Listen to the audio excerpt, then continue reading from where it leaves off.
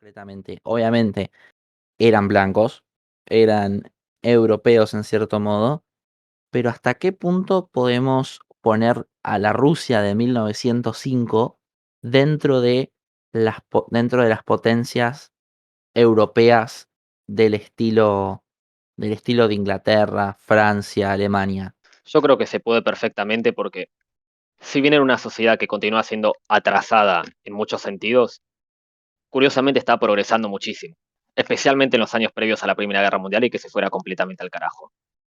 A mediados del siglo XIX, el Imperio ruso era el más extenso del planeta. Durante la Belle Époque fue solamente superado por el británico. En 1856, la derrota a manos británicas, francesas y otomanas en la Guerra de Crimea llevó a que el zar Alejandro II pensara: tenemos que hacer algo para modernizar este país, comenzar a implementar inmensas reformas que incluyeron la emancipación de los siervos, la reorganización de la burocracia y el poder judicial.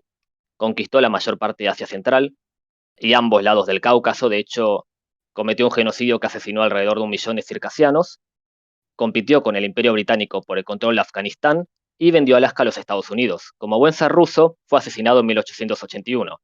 Su sucesor, que también se llamaba Alejandro, obviamente, se alejó de esas reformas liberales y llevó a cabo una contrarreforma reaccionaria. No fue asesinado nomás porque se terminó muriendo antes, enfermo. Y lo sucedió nuestro querido Nicolás II, quizás uno de los líderes más estúpidos que gobernaron Rusia de manera incorrecta en el momento incorrecto. En 1905 se las arregló para perder una guerra contra Japón, pero sobrevivió la subsecuente revolución y terminó promoviendo la modernización económica de Rusia, que a partir de la década de 1890, pero especialmente la de 1910, comenzó un proceso de industrialización que llevaría a la zona entre San Petersburgo y Moscú a convertirse en uno de los centros económicos del mundo. Sé que esto suena raro porque tantos comunistas como anticomunistas promovieron la visión de que el Imperio ruso era una sociedad totalmente medieval y estancada. Los primeros para justificar su revolución, los segundos para explicar cómo es que pudieron triunfar los bolcheviques. Pero la realidad es que durante la década de 1910 el Imperio ruso se encontraba en un importante proceso de industrialización, urbanización y crecimiento económico y demográfico, que provocó que el propio gobierno alemán, antes de la Primera Guerra Mundial, considerara que debían comenzar ya una guerra contra Rusia antes de que se volviera imposible ganarles, que creía que iba a ser para fines de la década de 1910. Algo un poco parecido a lo que pasa ahora con Ucrania, pero al revés. Cuando comenzó la Primera Guerra Mundial, el Imperio ruso competía con el alemán para ser la cuarta mayor economía del planeta, tan solo detrás de los dos imperios más poblados, el británico y el chino, y del otro país del cual voy a hablar después, los Estados Unidos de América. Entiendo lo que decís en cierto modo de que te puede decir que fue un intento exitoso de adaptación en el sentido de que tuvo que hacer todo esto. A lo que yo me refería es a que en cierto modo el hecho de que hayan tenido que hacer ese catching up, que hayan tenido que hacerlo desde ese sentido de la puta madre, estamos quedándonos atrás, es necesario hacer estas medidas y que precisamente como decís, la industrialización fue en 1910.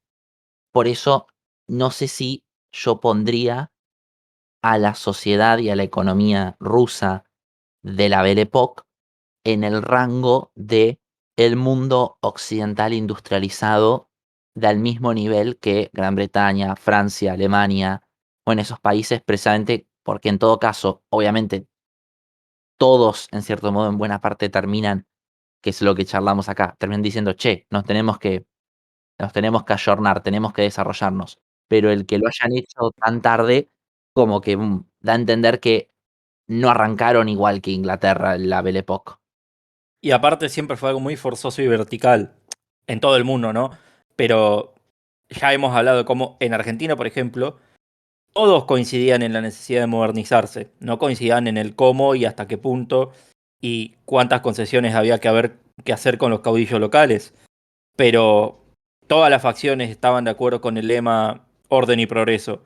En Rusia nunca dejó de haber facciones mayoritarias, tradicionalistas, que reivindicaban el orden viejo y que no estaban muy a bordo de todo el tema de la modernización. Para empezar, yo no creo que Rusia haya sido ni sea occidental, y no, tampoco empezó este periodo. De hecho, empezó este periodo terriblemente atrasado. Por algo le ganaron en Crimea, por algo le terminaron ganando Japón, y siempre tuvieron esta idea de que el gobierno autocrático vertical tiene que imponer básicamente la modernización a la europea dentro de una sociedad atrasada, eh, que nunca se perdió del todo. Los comunistas también pensaron eso. Yo lo veo como no sé si un punto medio, pero claramente está en la zona gris entre un intento claramente exitoso en este periodo, como los británicos que empezaron y terminaron arriba de todo, ni tampoco un fracaso colosal o ni siquiera de la dimensión de, por ejemplo, el chino. También hay que definir éxito en términos relativos, ¿no? Obviamente. Yo di un caso muy claro, que es que Japón, que tuvo que apurar la modernización en 20, 30 años, lo destrozó y Japón sobrevive como superpotencia, en algunos aspectos por lo menos, hasta el día de hoy. Mientras que Rusia, aunque se rehúsa a morir y aunque probablemente siga siendo un país extremadamente importante en aspecto tecnológico militar, nunca dejó de estar en decadencia y de estar en un constante ciclo de bull y bear market, a pesar de haber tenido siglos para ayornarse a ese proceso.